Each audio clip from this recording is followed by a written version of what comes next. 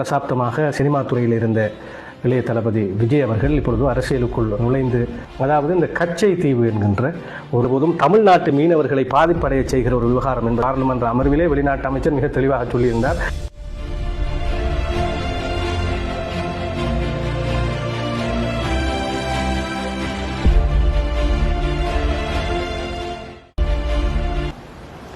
வணக்கம். தமிழ் சினிமாவினுடைய திரைப்பட நடிகர் இளைய தளபதி விஜய் அவர்கள் பற்றியதான ஒரு பதிவு என்பதை விட அவருக்கான ஒரு வேண்டுகோள் என்று நாம் இதனை எடுத்துக்கொள்ளலாம்.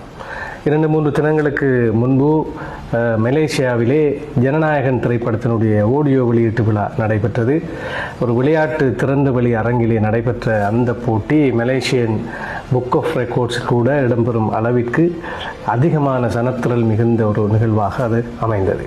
கிட்டத்தட்ட 3 தசாப்தமாக சினிமா துறையில் இருந்த இளைய தளபதி விஜய் அவர்கள் இப்பொழுது அரசியலுக்குள் நுழைந்து இருக்கின்ற ஒரு சூழலில் அவருடைய இறுதி படம் என்று அறிவித்திருக்கின்ற காரணத்தினால் அவருடைய திரைப்பட ரசிகர்கள் பலருமே சினிமா துறையிலே அவரை மிஸ் பண்ணுகிற ஒரு நிலைமைகளை நாம் பார்க்கின்றோம்.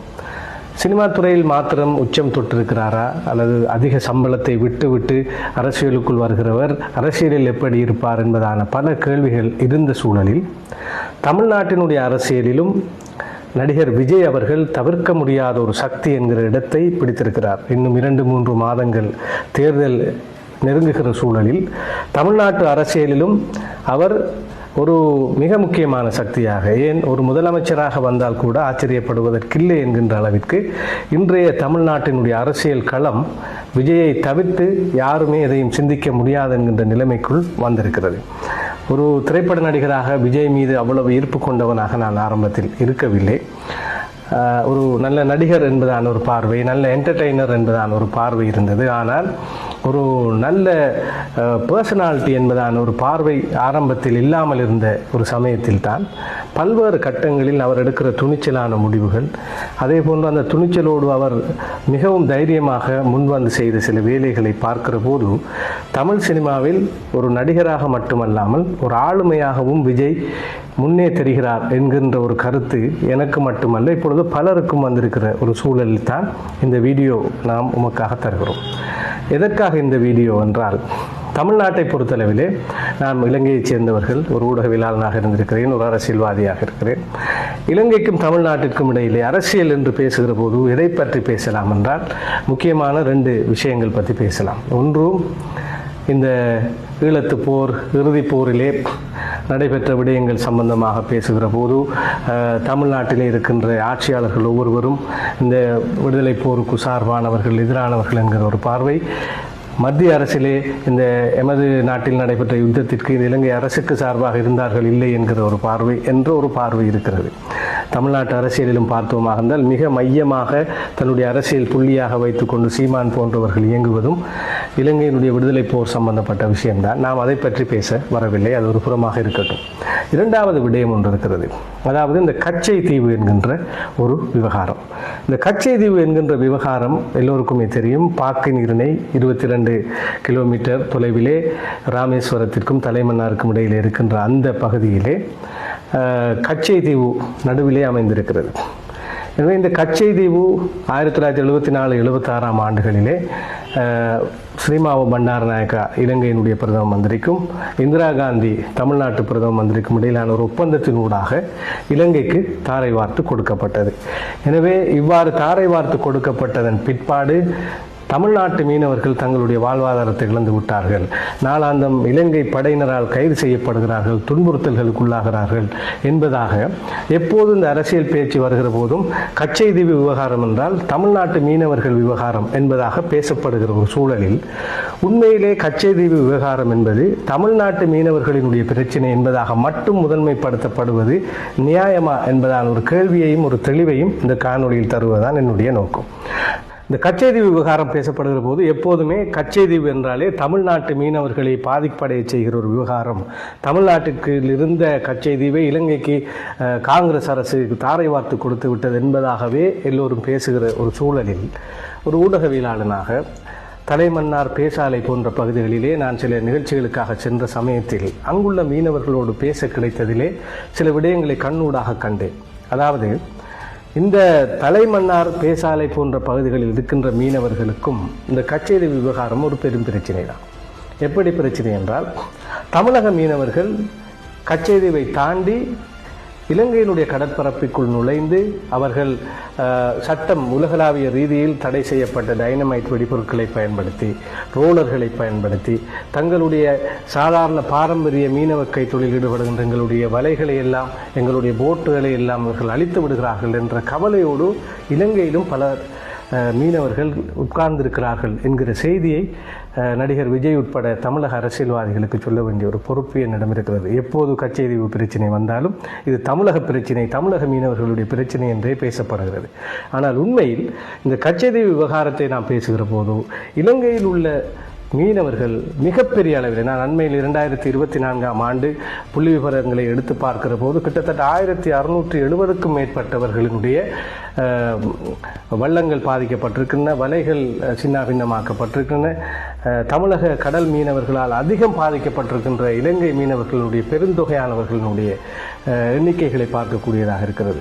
அதே சமயத்தில் தமிழகத்தில் கைது செய்யப்பட்ட இலங்கை மீனவர்களினுடைய எண்ணிக்கையிலும் பார்க்க, இலங்கை கடற்படையினால் கைது செய்யப்பட்ட தமிழக மீனவர்களினுடைய எண்ணிக்கை அதிகம் என்பதிலிருந்து நாம் தெரிந்து கொள்ள வேண்டிய ஒரு விஷயம் என்னவென்றால், தமிழகத்திலிருந்தான் அதிகமான ஊடுருவல் இலங்கையை நோக்கி நடக்கிறது என்பதால் இங்கிருக்கின்ற இந்த வாழ்வாதாரம் பாதிக்கப்பட்டிருக்கின்ற மீனவர்களுக்காக பேச வேண்டிய ஒரு தேவைப்பாடு நமக்கு இருக்கிறது. இதிலே தமிழக மீனவர்களாக இருந்தாலும் இலங்கை மீனவர்களாக இருந்தாலும் இரு சாராருமே உண்மையாக வறுமை கோட்டிற்கு கீழ் இருக்கின்ற, வாழ்க்கையிலே நாளாந்தம் தன்னுடைய வாழ்வோடு போராடுகின்ற அனைத்து மீனவர்களுக்காகவும் குரல் கொடுக்க வேண்டிய ஒரு தேவைப்பாடு நம்மிடம் இருக்கிறது. அதே சமயத்தில் பெரும் பண முதலைகளாக இருந்து கடத்தலில் ஈடுபடுகிறவர்கள், பண முதலைகளாக இருந்து பெரும் தடை செய்யப்பட்ட படகுகளையும் தடை செய்யப்பட்ட டைனமைட்டுகளையும் கொண்டு வந்து அந்த கடல் வளத்தையும் சூறையாடி மீனவர்களுடைய வாழ்க்கையையும் சூறையாடுபவர்கள் இலங்கையைச் சேர்ந்தவர்களாக இருந்தாலும் தமிழ்நாட்டைச் சேர்ந்தவர்களாக இருந்தாலும் அவர்கள் நிச்சயமாக தண்டிக்கப்பட வேண்டியவர்கள் என்கிற ஒரு தெளிவு நிச்சயம் எல்லோருக்கும் தேவை. இங்கே மிக கவலையான ஒரு விஷயம் என்னவென்றால்,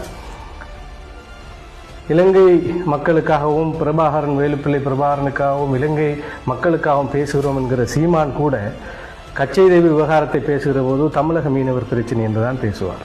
அதே போன்று அங்கே இருக்கின்ற எந்த கட்சி, திமுகவாக இருக்கலாம், அதிமுகவாக இருக்கலாம், எந்த கட்சியை எடுத்துக்கொண்டாலும் கச்சைதீவு விவகாரம் என்று பேசுகிற போது தமிழக மீனவர் பிரச்சனை என்றுதான் பேசுகிறார்கள். சரி, அந்த நாட்டு மக்களுக்காக அந்த நாட்டு அரசியல்வாதிகள் பேசுகிறார்கள் என்று எடுத்துக்கொள்வோம்.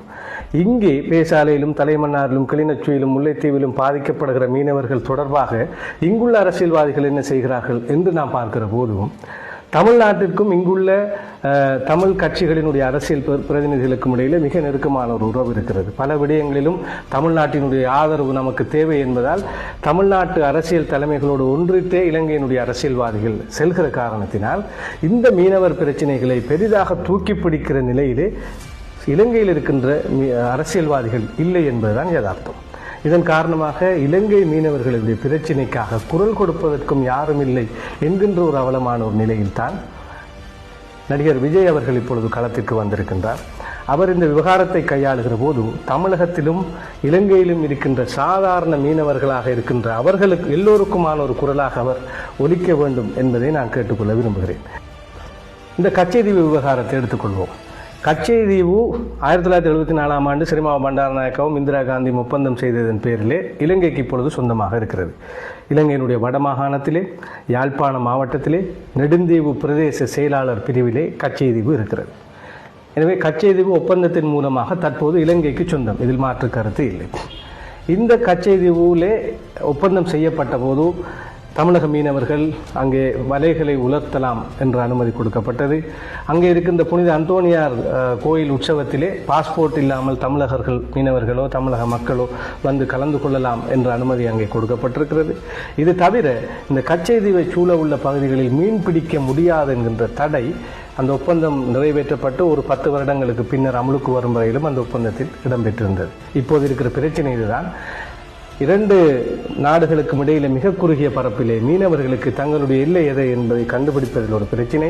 கச்சேரியை சுற்றியுள்ள பகுதிகளிலே அவர்கள் வந்து மீன் பிடிக்கின்ற போது இலங்கை எல்லைக்குள் வருகிற போது ஏற்படுகிற பிரச்சினை தான் இப்பொழுது தலை தூக்கியிருக்கிறது. ஆனால் உண்மையிலே தமிழக மீனவர்கள் திருகோணமலை கடற்கரை பகுதியிலும் கூட கைது செய்யப்பட்டிருக்கிறார்கள். அதை நாம் பிழை என்றும் எடுத்துக்கொள்ள முடியாது. மீனவர்களுக்கு திசை தெரியாது. இலங்கை மீனவர்கள் சீசெல்ஸ் என்ற நாட்டில் கைது செய்யப்பட்டிருக்கிறார்கள், மாலை தீவிலே கைது செய்யப்பட்டிருக்கிறார்கள், அதே போன்று தமிழகத்திலும் கைது செய்யப்பட்டிருக்கிறார்கள். எனவே சாதாரண மீனவர்கள் திக்கற்று திசை தெரியாமல் அவர்கள் ஒரு எல்லைக்குள் அத்துமீறி நுழைகிற இந்த அவலம்தான் இப்பொழுது இருக்கிற பிரச்சனை. உண்மையில் இந்த பிரச்சனை தீர்க்கப்பட வேண்டும்.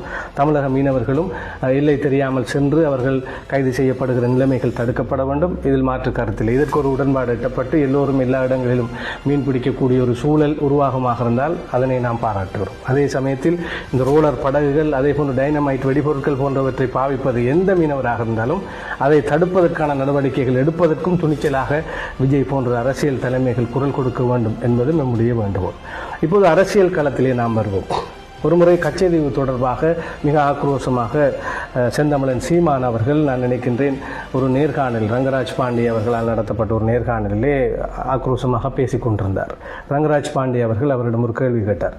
நாளை நீங்கள் முதலமைச்சராகிவிட்டீர்கள், கச்சைதீவை எப்படி மீட்பீர்கள்? இந்த கேள்விக்கு அவருக்கு சரியான பதில் சொல்ல முடியவில்லை, தடுமாறிக்கொண்டிருந்தார். ஒன்று, நீங்கள் போர் தொடுக்க வேண்டும் இலங்கையோடு, அல்லது மத்திய அரசாங்கத்தோடு சேர்ந்து பேச வேண்டும். போர் தொடுக்க உங்களால் முடியுமா? மத்திய அரசாங்கத்தோடு தான் சேர்ந்து பேச வேண்டும். திமுக அரசும் அதைத்தான் அப்போதிலிருந்து இப்போது வரைக்கும் செய்து கொண்டிருக்கிறது என்று அன்று திமுக அரசு இருக்கின்ற அந்த சமயத்திலே ரங்கராஜ் பாண்டே அவர்கள் அவருக்கு பதிலளித்த போது அந்த இடத்தில் தன்னிடம் குறை சொல்ல முடிகின்ற அளவிற்கு தீர்வை தர முடியாது என்பதை செந்தமிழன் சீமான் அவர்களுடைய பேச்சிலிருந்து பார்த்து கொண்டிருந்த பார்வையாளர்கள் புரிந்து கொண்டார்கள். இந்த இடத்தில் நாம் சொல்ல வேண்டிய விஷயமும் இதுதான். அன்றைய காலகட்டத்தில் காங்கிரசினுடைய ஆட்சியில் கச்சைதீவை கொடுத்தது சரியா பிழையா என்கின்ற வாதங்கள் தேர்தல் மேடைகளுக்கு பயன்படலாம். அன்றைய காலகட்டத்தில் தாரை வார்த்து கொடுக்கப்பட்ட போது திமுக அரசு மௌனமாக இருந்தது சரியா பிழையா என்பதெல்லாம் தேர்தல் மேடைகளுக்கு உங்களுக்கு பயன்படலாம். அவ்வாறு பேசுகிற போது திமுக அன்று நாங்கள் எதிர்த்தோம், உடனடியாக அதற்கு எதிராக பிரேரணைகள் கொண்டு வந்தோம், வழக்கு தாக்கல் செய்தோம் என்று பலவற்றை சொல்வார்கள். அதேபோன்று அதிமுகவை எடுத்தால் அம்மா ஜெயலலிதாவினுடைய ஆட்சியிலே இதனை நாங்கள் இந்த ஒப்பந்தம் பிழையானது என்பதற்காக வழக்கு தாக்கல் செய்தோம் என்று பல விடயங்களை சொல்வார்கள். 1960களில் பர்பரி என்கின்ற பகுதியிலே ஒரு உள்ள கடல் எல்லைகள் தொடர்பான பிரச்சனைகள் வந்தபோது இந்திய உயர்நீதிமன்றம் தீர்ப்பொன்று வழங்கியிருக்கின்றது. இந்த விடயங்கள், அதாவது இரண்டு நாட்டினுடைய கடல் எல்லைகள் தொடர்பான ஒப்பந்தங்கள் செய்யப்படுகிற போது அந்தந்த நாட்டு பாராளுமன்றத்தில் சம்மதம் பெற வேண்டும் என்ற ஒரு விடயம் இருக்கத்தக்கதாக 1974 இவ்வாறான ஒரு சம்மதம் பெறப்படவில்லை என்று தமிழகத்திலே பல இடங்களிலும் ஆதாரம் காட்டுவதை பார்க்கிறோம். அவ்வாறு ஆதாரம் காட்டுபவர்களுக்கு நாம் சொல்ல வேண்டிய விடயம், தமிழ்நாட்டினுடைய இந்தியாவினுடைய உச்ச நீதிமன்றத்தினுடைய தீர்ப்பு என்பது இலங்கை அரசை கட்டுப்படுத்தாது. இரண்டு வேறுபட்ட நாடுகள். எனவே இரண்டு நாடுகள் சர்வதேச நீதிமன்றத்தை போக வேண்டும். அவ்வாறு சர்வதேச நீதிமன்றத்தில் இவ்வாறான கடல்சார் பிரச்சனைகளுக்கான என்ன தீர்வு கொடுக்கப்பட்டிருக்கிறது என்று பார்த்தால், வியன்னா கன்வென்ஷனிலும் அதே போன்று பஹ்ரைனுக்கும் இன்னும் இடையிலான எல்லை பிரச்சனைகள் வந்தபோது அங்கே மிக தெளிவாக சொல்லப்பட்டிருக்கிறது. கடல்சார் எல்லை பிரச்சனைகள் தீர்க்கப்படுகின்ற இந்த விவகாரத்தினுடைய ஒப்பந்தங்கள் நிறைவேற்றப்படுகிற போது அங்கே பாராளுமன்றத்தில் இரண்டு நாடுகளிலும் தீர்மானம் நிறைவேற்ற வேண்டும் என்ற கட்டாயம் இல்லை என்று சொல்லப்பட்டிருக்கிறது. எனவே சர்வதேச நீதிமன்றத்தினுடைய விடயத்தை எடுத்துக்கொள்வார்களா, இந்தியாவினுடைய உச்ச நீதிமன்ற தீர்ப்பை இலங்கை அரசாங்கம் எடுத்துக்கொள்ளும்? எனவே இது ஒரு சர்வதேச விவகாரம். எனவே இந்த இடத்திலே ஒருவருக்கொருவர் இதனுடைய தர்க்கவியல் ரீதியாக அது சரி இது பிள்ளை, சில பேரை பார்த்தால் அன்றைய காலகட்டத்தில் இந்திரா காந்திக்கும் ஸ்ரீமா பண்டாரநாயகம் ஒப்பந்தம் நடந்தபோது அதனை தொடர்ந்து வந்த பாராளுமன்ற அமர்விலே வெளிநாட்டு அமைச்சர் மிக தெளிவாக சொல்லியிருந்தார், இலங்கைக்குத்தான் அது அண்மையாக இருந்தது என்று சொல்லியிருந்தார். இன்றும் தமிழ்நாட்டில் பல பேர் இது தொடர்பாக கருத்து சொல்கிற போது ராமேஸ்வரத்திற்கு இது 12 மைல், தலைமன்னாருக்கு 18 கடல் மைல், எனவே எங்களுக்கு தான் அருகாமையில் என்று சொல்வார்கள். ஆனால் உண்மையாக பார்க்க போனால் ராமேஸ்வரத்திலிருந்து கச்சைதீவு 12 கடல் மைல் என்பது எவ்வளவு உண்மையோ, இலங்கையின் நெடுந்தீவிலிருந்து இந்த கச்சைதீவு வெறும் 10.5 மைல். அப்படி பார்க்கிற போது எமக்கு அருகாமையில் இருக்கிறது என்று இலங்கை சார்பாக வாதிட முடியும். இங்கே யாருக்கு சார்பாகவும் வாதிடுவதற்கான ஒரு காணொலி இது அல்ல. கச்சைதீவு விவகாரம் மத்திய அரசாங்கத்தோடு பேச வேண்டும், இலங்கை அரசாங்கத்தோடு பேசி இந்த விடயத்திலே இந்த மீனவர்கள் பாதிப்படையா வண்ணம் ஒரு சிறந்த தீர்வுக்காக நீங்கள் உழைக்க வேண்டுமே அல்லாமல் இந்த கச்சைதீவு விவகாரம் வெறுமனே அரசியல் கோஷமாக தமிழ்நாட்டில் தொடர்ந்தும் பாவிக்கப்பட்டு அங்குள்ள தமிழக மீனவர்களை உற்சாகப்படுத்துவதோடு நின்றுவிட்டு அதே சமயத்தில் இலங்கையிலும் பல ஆயிரக்கணக்கான மீனவர்கள் இதனால் பாதிக்கப்படுகிறார்கள் என்கிற ஒரு பக்கம் அவ்வாறு மறைக்கப்படுகிற நிலைமை மாறி தமிழ்நாடாக இருந்தாலும் சரி, இலங்கையினுடைய வடபகுதியாக இருந்தாலும் சரி, எல்லோரும் கிட்டத்தட்ட ஒரு தாய் பிள்ளைகள் போன்று நாங்கள் உணர்வுகளோடு இருக்கின்றோம். அதே போன்று உச்ச நட்சத்திரம் நடிகர் விஜய் அவர்களை எடுத்துக்கொண்டால் இந்தியா மிகப்பெரிய நாடு, தமிழ்நாட்டினுடைய சினிமா இண்டஸ்ட்ரி மிகப்பெரிய இண்டஸ்ட்ரி. ஆனால் எஃப்எம்எஸ் என்கின்ற வெளிநாட்டு உரிமையை நாம் பார்க்கிற போது எத்தனை பெரிய நாடுகள் இருந்த போதும் கூட இலங்கை தமிழர்கள் தான் அனைத்து வெளிநாடுகளிலும் இருந்து அந்த எஃப்எம்எஸ் ரைட்ஸின் ஊடாக அதிகமான வசூலை வெளிநாடுகளிலும் பெறக்கூடிய ஒரு நிலையை உருவாக்கி உச்ச நட்சத்திரமாக அங்கே பலரை உருவாக்கி இருக்கிறார்கள். அதில் விஜயும் ஒருவர். அதே போன்று அந்த அரசியல் விவகாரத்திலும் நீங்கள் இலங்கையைச் சேர்ந்தவராக இல்லாவிட்டாலும் தமிழ்நாட்டு அரசியலில் இந்த கச்சேரி விவகாரத்தை கையாளுகிற போது தமிழக மீனவர்கள் அதே போன்று இலங்கை மீனவர்கள் இருவருடைய பிரச்சனைகளுக்காகவும் நீங்கள் பேச வேண்டும். காங்கிரஸோடான கூட்டணி பற்றிய பேச்சுவார்த்தைகள் நடப்பதாக அறிகிறோம். செந்தமிழன் சீமானிடமிருந்தான் முதல் ஏவுகணை வரும். இந்த கச்சேரியை தமிழ்நாட்டிலிருந்து இலங்கைக்கு பெற்றுக் கொடுத்தவர்களோடு சேர்ந்து விட்டீர்களா என்கிற ஒரு கேள்விக்கு பதில் சொல்வதிலிருந்து உங்களுக்கு கச்சேரி விவகாரம்தான் பெரும் சுமையாக மாறப்போகிறது. இதிலே மீனவர்கள் ஏழை மக்களினுடைய பக்கம் நின்று நீங்கள் செயல்பட வேண்டும் என்பதை ஒரு வேண்டுகோளாக விடுத்து தமிழ்நாட்டினுடைய அரசியலில் தவிர்க்க முடியாத ஒரு சக்தியாக நீங்கள் வருவீர்கள் என்ற ஒரு நம்பிக்கை இருக்கிறது. அது அர்த்தமுள்ள ஒரு வளர்ச்சியாக உங்களுக்கு இருக்க வேண்டும் என்று பிரார்த்தித்து விடைபெறுகிறேன்.